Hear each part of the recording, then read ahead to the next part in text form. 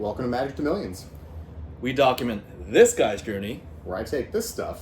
and turn it into this stuff.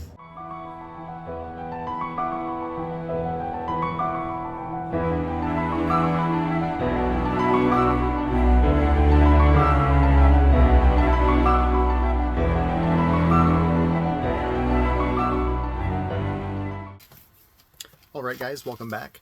So, big surprise, the Shocklands, they are not going down. They dipped pretty hard, and they're recovering, and they're going back up. I thought they were going to go down harder, but we'll see how the set goes in the long run. So let's see, bit of an update. Heavy hitters is going to be huge. I bought almost 600 boxes. I pre-sold about... Oh, what the heck did I pre-sell? I did 12.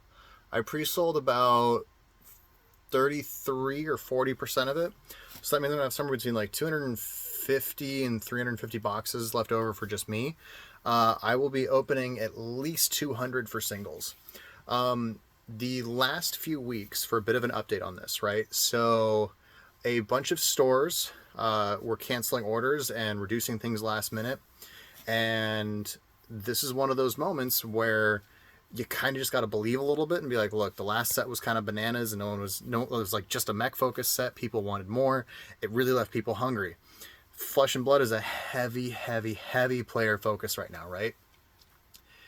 If you take that into account, a lot of people were left wanting. Flesh and Blood is an amazing game to play. It plays better than Magic in my opinion. There's no mana dorking, there's no mana screwing, you don't have to do land-based fixing. There's a lot of things that are fixed with Flesh and Blood play versus MTG play. And I don't think that's a bad thing, and I think MTG is fun to play. I play MTG every once in a while with some friends. I talk to my buddy about it almost every day, every other day, something like that, probably at least. I'm very involved with it. I obviously sell crap tons of it. I actually just sold... Random crotch shot. Merry Christmas. Just sold 5 of these to someone today. Tragically, they did drop in price, but I have those 5 pulled aside for him now, and I'll put the other stack of them here. I am stubbornly still listing them at $10 on TCG Player. They sell, whatever. So, where does that leave us with Ravnica Remastered? I think the sealed is going to go down. I think it's still going to be a good buy at about 175 to 200 for the collector boxes. I think the drafts are going to be a good buy at that like 135 to 125 range probably, if you can get them. Preferably cheaper at like 100, 110 if you can snag it, and then it's pretty bang on for a deal. The Shocklands are still holding. Be kind of interesting to see how those go as people open up more of the product and we get more of it in the cycle, and or if they just kind of go back up to that $10, $15 range, just kind of stay there indefinitely. We'll see. But the interesting thing with heavy hitters, right? There are tons and tons of requests. I have 2 guys on opposite sides of the country that I have cases that I've been selling to. Both of them increased their order last minute. It wasn't by like 50 cases or anything crazy, because I do want to keep a lot of it for me. But both of them upped their orders by cases. Originally it was like 3 or 4 for one, then it turned into 8, then it turned into 10. The other guy was like, I just want to do 10. He upped up to 12. The guy who bought 12 actually reached out to me on the channel, so I gave him a really great price on the boxes. He was the only one that did that, so he's going to get grandfathered in the future, as I mentioned. If you guys actually listened and watched, you guys get something special, so he's getting product at a pretty big discount, and he'll probably make some pretty good money in the future going forward with that. You know, more power to him. Like, this channel is about giving back and helping people grow, and I want the channel to grow, so you guys grow with me. It's a win-win, right? This year is about quadding up. We're gonna 4x this year. That's the goal. Regardless of what MTG and other crap shows do to me, we're gonna quad up this year, boys and girls. Well, boys and girl. One girl that watches. My wife. Anyway, but the... So that's kind of the update right there, right? So Flesh and Blood Heavy Hitters is going to be huge for me. I put a very large 5-figure portion into it. I readjusted some stuff, sold some stuff. I had some cases that I was holding on to that I sold. I pulled some stuff out of my warehouse, or not my warehouse, aka my closet, for a buddy because he wanted some cases. So I was like, you know what, you've been buying from me for a long time. I'll pull them out. I'm good with that. It's kosher. Let's have some fun with it. Win-win. I am going to do some content at SCGCON in Connecticut in 2 weeks. So if you guys are up there, comment down below. I would love to meet up with you guys, do some content. Maybe we can do some openings. I'll bring some MTG crap with me.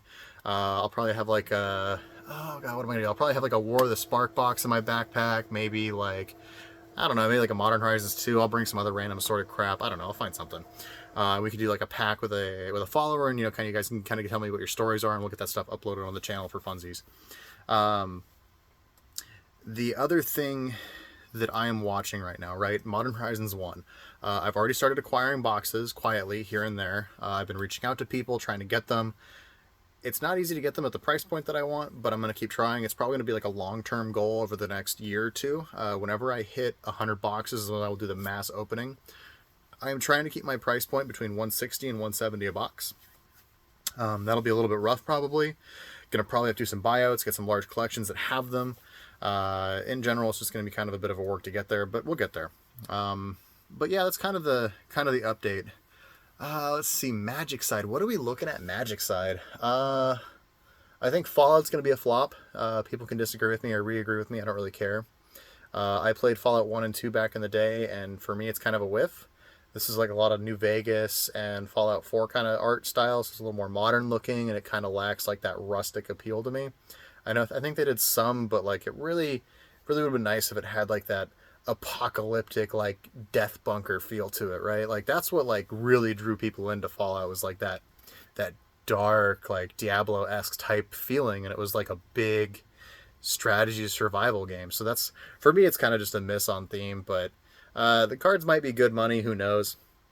Murders at Carlo Manor, I don't know. Massacre Girl is the new one, is crazy. The singles power in that set is overall pretty strong. I don't think it's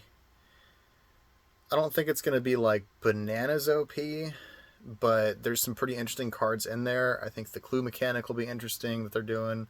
There's some interesting stuff that they're doing than just the general mechanics merging with, the heck was it?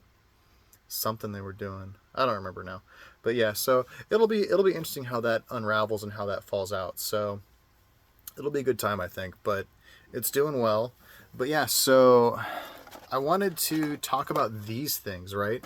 This set is an absolute dumpster fire, right? People were selling the collector's boxes for $50, I think, on the Black Friday in November. I bought these from Distro for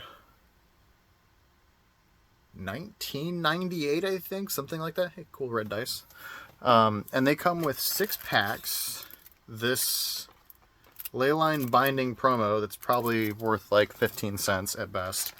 And then just like some generic random crap that I don't particularly care too much about. However, there's 6 draft packs. So we will dig for a Shouldered, because these are still worth what I paid for them until I open it and get $6 in cards. So it'll be a fun time, I think. Let's see, we got common. Oh, land. Woo, we got a basic land. No one cares. Yep, I think that's doo-doo.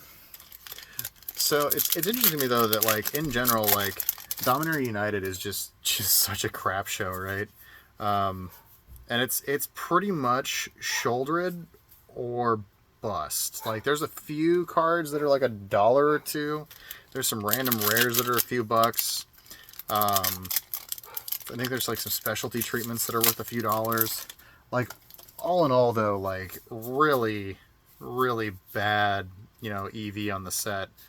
I was looking at doing a mass box opening, and the EV is actually so bad that even if I buy the collector's boxes with the foil premiums and the land, which is basically like a guaranteed couple dollars, I think this is actually the rare that's like $1 or $2. I even at $80 a collector booster box, I actually lose money, which is crazy. So I did the math again. I was like, okay, let's double check it, make sure like I didn't just like goof something up here. And it really is that bad. I need to buy them at like, I think it was like $55 or $60. And that left me with a margin of about $7 to $10. Yeah, I think I got totally wrecked. I don't know, this Temporary lockdown, cool. Terrible rare. Which is horrifying because when you think about that, the EV on a collector box that used to sell for $220, like the whole Lost Legends thing, I think that was a set. And your break even, so I'm just cleaning up some trash, guys. Your break even on a collector booster box is like $60, which is psychotic. Like, that is so bad. Like, your EV is just so bad. Like, it's incredible. I understand why people are picking them up for $50 on Black Friday. Like, I low-key wish I'd been hunting around and looking for them and gotten them for that, because I totally, in hindsight, yeah, I'll make $10 a box selling bulk. It's fine. I have millions of bulk cards. So now this pack, which also costs about $25. Let's open this and see if I can pull more than, I think, about $2.50 worth of cards. I think every mythic I win in here. There's some foils that do really, really well. Gleaming Barrier, Ancestral Blade. Oh, here we go. Buried Ruin, land, probably worth, like, you know, at least 25 cents. Oh, land tax. Let's go. Solid mythic hit. Solid mythic hit. We have our two foils here. And then a Basilisk Collar.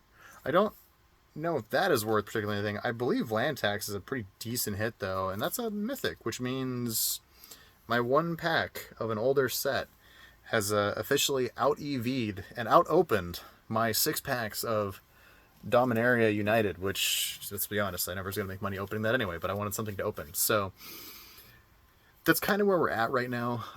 I will do a big update on the heavy hitters release as well whenever I get that, and then that'll be a pretty good time, I think, guys. So I'm going to go ahead and wrap this video up, get this uploaded and edited for tonight. I've been running behind my video cycles. Message me and let me know if you're going to be at SCGCON in Connecticut. I think it's Hartford, Connecticut. I will be there, and let's meet up, guys. Have fun. I will talk to you soon. Bye.